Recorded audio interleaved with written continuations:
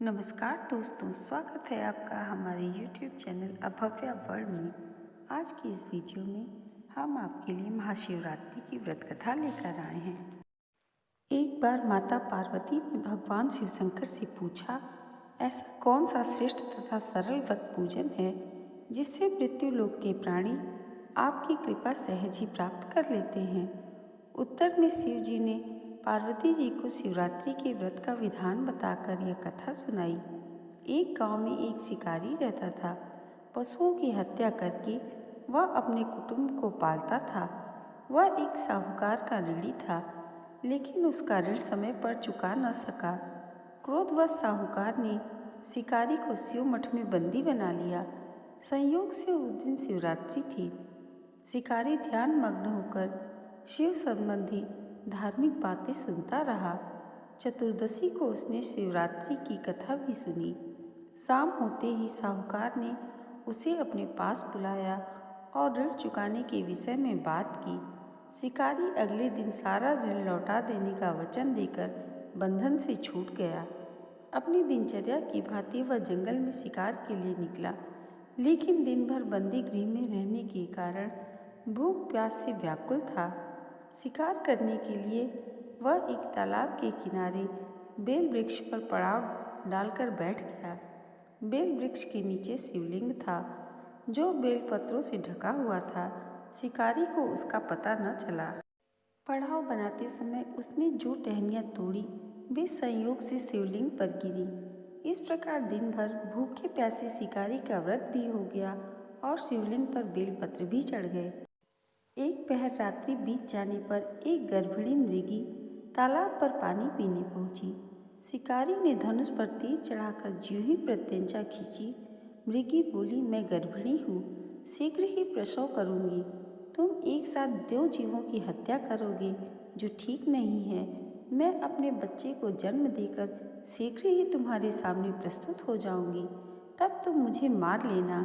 शिकारी ने प्रत्यंचा ढीली कर दी और मृगी झाड़ियों में लुप्त हो गई। कुछ ही देर बाद एक और मृगी उधर से निकली। शिकारी की प्रसन्नता का ठिकाना न रहा।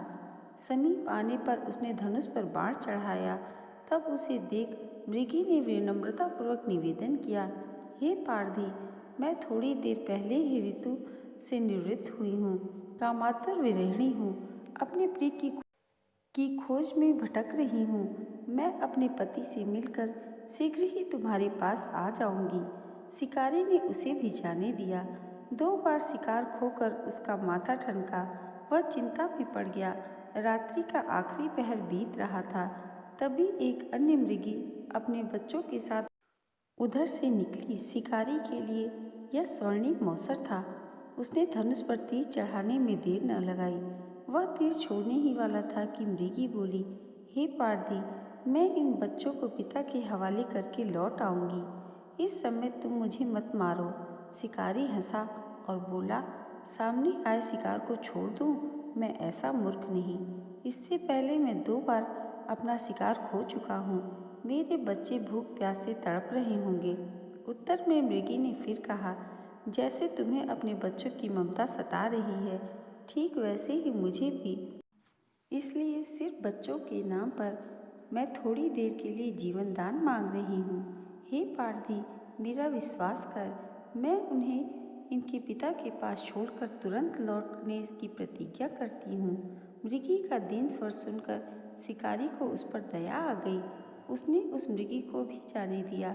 शिकार के अभाव में बेल वृक्ष पर बैठा शिकारी बेल पत्र तोड़कर नीचे फेंकता रहा।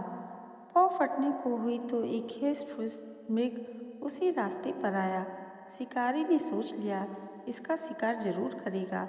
शिकार की तनी प्रत्यंचा देखकर मृग बोला, हे भाई, यदि तुमने मुझसे पूर्व आने वाली 3 मृगियों तथा छोटे छोटे बच्चों को मार डाला है, तो मुझे भी मारने में विलम्ब ना करो, ताकि उनके वियोग में मुझे एक क्षण भी दुख न सहना पड़े। मैं इन मृगियों का पति हूँ। यदि तुमने उन्हें जीवन दान दिया है, तो मुझे भी कुछ क्षणों के लिए जीवन दान देने की कृपा करो। मैं उनसे मिलकर वापस आ जाऊंगा। मृग की बात सुनते ही शिकारी के सामने पूरी रात का घटना चक्र घूम गया। उसने सारी कथा मृग को सुनाई। तब मृग ने कहा, मेरी तीनों पत्नियां जिस प्रकार प्रतिज्ञाबद्ध होकर गई हैं, मेरी मृत्यु से अपने धर्म का पालन नहीं कर पाएंगी।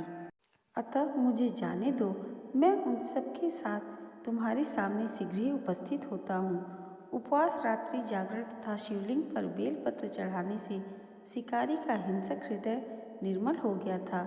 उसमें भगवत शक्ति का वास हो गया। धनुष तथा बाण उसके हाथ से सहज ही छूट गए। भगवान शिव की अनुकंपा से उसका हिंसक हृदय कारुणिक भावों से भर गया। वह अपने अतीत के कर्मों को याद कर पश्चाताप की ज्वाला में जलने लगा।